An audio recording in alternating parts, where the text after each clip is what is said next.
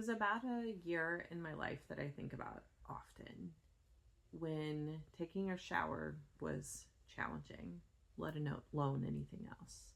Not because anything was wrong. On paper, I would say everything was right. I just stopped recognizing myself as someone who needed. And here's what nobody had told me. You're allowed to love a new baby completely and wholly, and at the same time, grieve who you were before that child was born.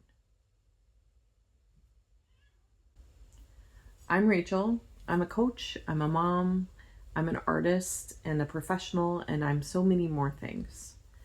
And this channel is for mothers who have a full life and who still feel like they're struggling and maybe want to do something about it, but don't know what that thing is. It was the first year after my daughter was born, and the feeling I remember most from that time was that nothing was in my control.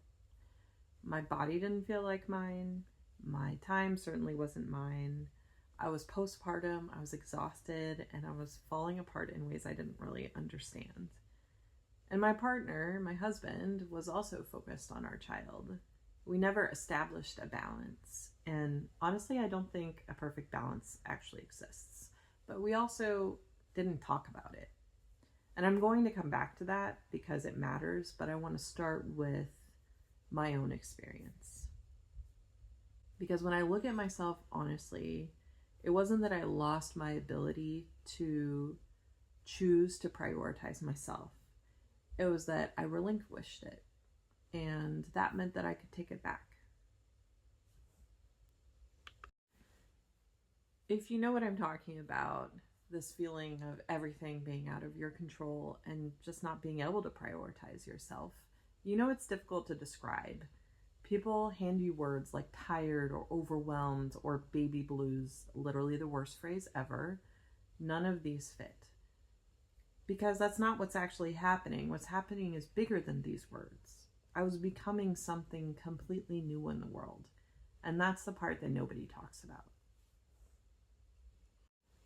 There's a word that I came across recently that I'd never heard before, matrescence. It was coined to describe the transition into motherhood, and it sounds like adolescence for a reason. The idea is that becoming a mother is a developmental transition similar to becoming an adult. But think about how those two are treated differently.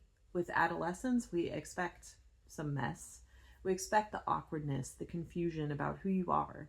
We have a cultural container for that change. For motherhood, there's nothing. We act like it's just an addition onto who you already were. And for a lot of people like me, I wanted to be a mother from a very young age. And I figured it would be hard, but I would figure it out. And I did. But something changes when you become a mother.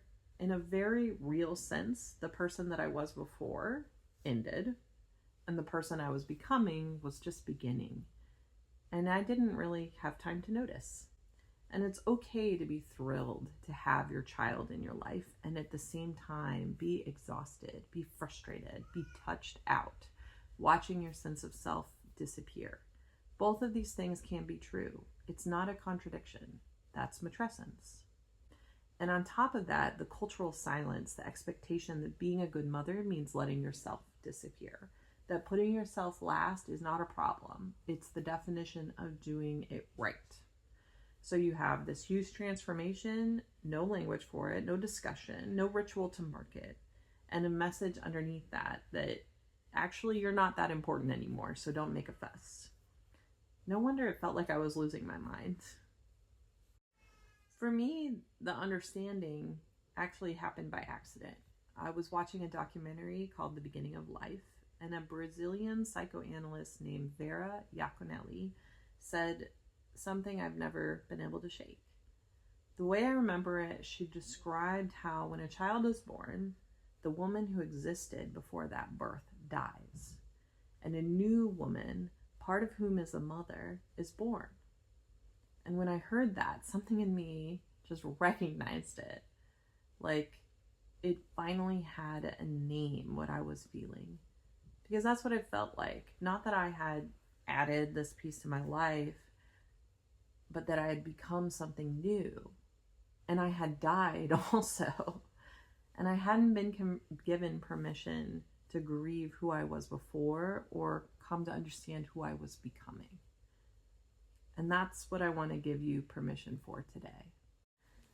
I said I'd come back to my husband because I think that relationship is very important here.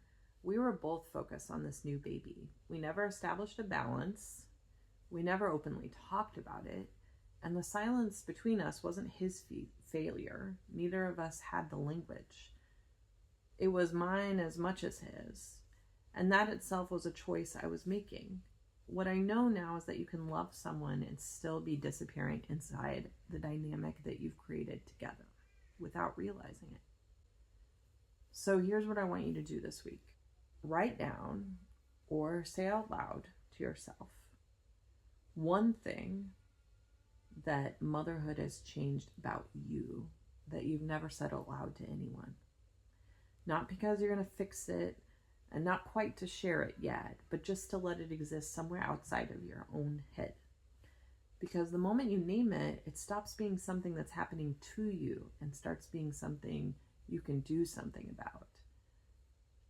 Your next step, you're going to tell somebody, because grief was never meant to be carried alone. And I'm not going to ask you to tell me what it is that you choose to share. But I would love to hear, are you going to give it a shot? Are you going to share with someone?